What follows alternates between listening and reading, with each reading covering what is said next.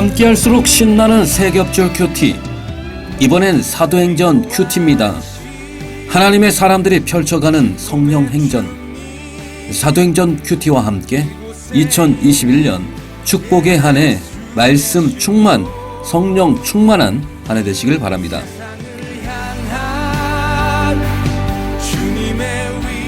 오늘은 사도행전 18장입니다. 제목은 바울의 2차 전도 여행 고린도. 그 간추린 내용 지금부터 시작합니다.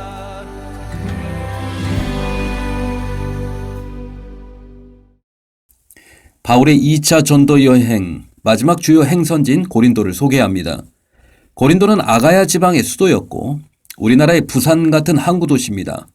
육로와 해상의 무역로가 집중되어 무역, 상업, 금융이 발달하여 크게 번성하는 도시였습니다.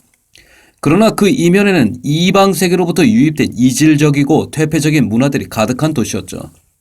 그래서 고린도는 당시 고대 도시들 가운데 가장 타락한 도시 중 하나였습니다.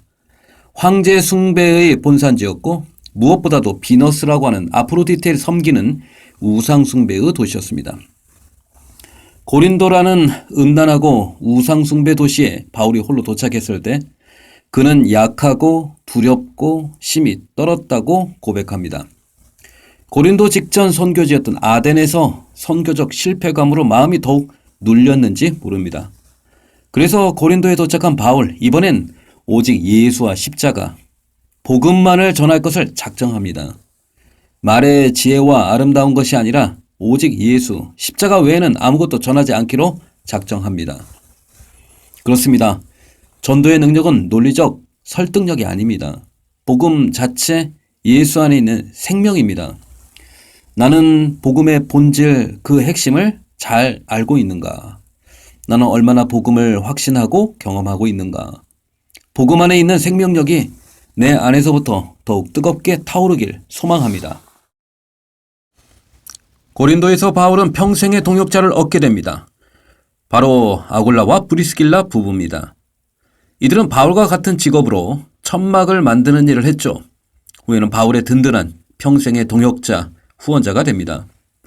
로마서에서 바울은 이 아굴라 브리스길라 부부를 소개할 때 바울과 복음을 위해서라면 자기들의 목이라도 내어놓을 사람이라고 소개할 만큼 서로에게 헌신된 동역자였습니다.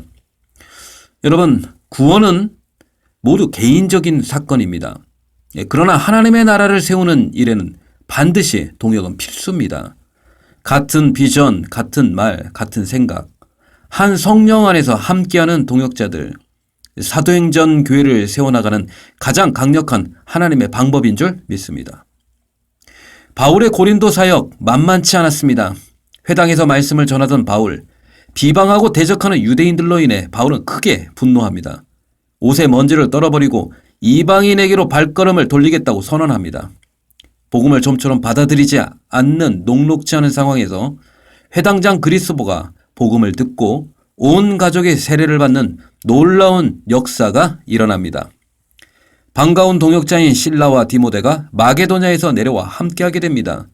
그러나 바울에게 어떤 두려움이 잠재되어 있던 것으로 보여집니다. 아마 계속되는 유대인들의 박해 때문이었던 것 같습니다. 이때 주님께서는 바울에게 환상 가운데 나타나셔서 위로의 말씀을 주십니다. 두려워하지 말며 침묵하지 말고 말하라. 내가 너와 함께 있으니 너를 대적하여 해롭게 할 자가 없을 것이다.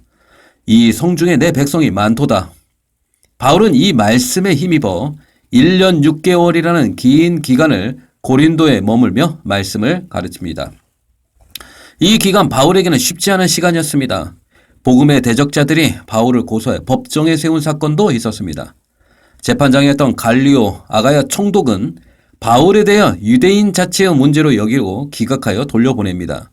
이 결정에 화가 난 유대인들, 복음을 받아들인 회당장 소스데네를 폭행하며 분풀이를 하였지만 오히려 이 사건을 통해 바울이 로마 제국에서 복음을 전하는 데 큰 도움이 됩니다. 왜냐하면 유대인들이 다시는 바울 같은 문제로 고소할 수 없는 판례가 생겼기 때문입니다. 위기를 기회로 반전시키는 하나님의 섭리. 하나님이 하시는 일은 언제나 크고 놀랍습니다. 마침내 바울은 고린도 사역을 마무리하고 파송교회인 안디옥 교회로 돌아옵니다. 이로써 2차 전도여행이 끝이 납니다.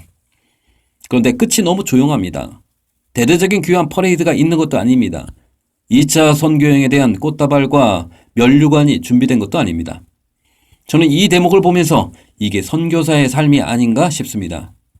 내 자신의 유익과 안위를 돌아보지 않는 복음을 위한 헌신의 삶. 이 땅에 복음을 위해 헌신한 모든 선교사님을 주님의 이름으로 축복합니다. 바울은 얼마 있다가 바로 3차 전도여행을 조용하게 시작합니다. 사도행전 18장 23절부터가 3차 전도여행의 시작점입니다.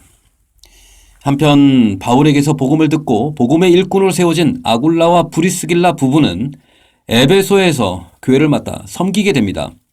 이때 아볼로라고 하는 성경에 능통하고 언변이 좋은 사람을 만나게 되는데요. 그는 예수님에 대해서 알긴 했지만 온전하진 않았습니다. 아굴라와 브리스길라, 아볼로를 데려다가 하나님의 도를 더 정확하게 풀어 가르칩니다.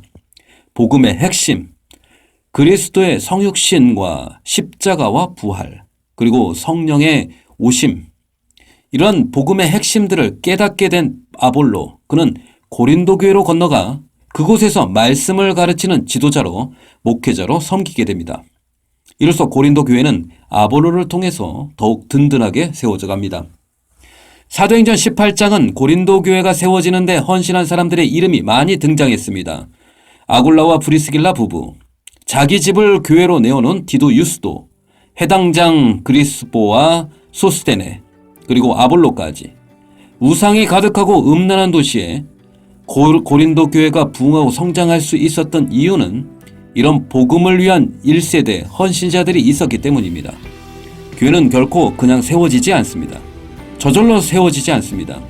희생과 헌신, 눈물의 기도가 교회를 세웁니다. 이렇게 세워진 교회가 이 땅을 치유하고 회복하는 하나님의 나라를 세우는 영광스러운 교회, 사도행전 교회가 되기를 소망합니다. 하나님 아버지, 이 땅에 사도행전 교회를 세워 주시옵소서. 복음의 역사가 일어나는 교회, 함께 기쁨으로 동역하는 교회, 복음 안에서 부흥하는 교회, 사도행전 교회를 이곳에 세워 주시옵소서. 예수님의 이름으로 기도합니다. 아멘.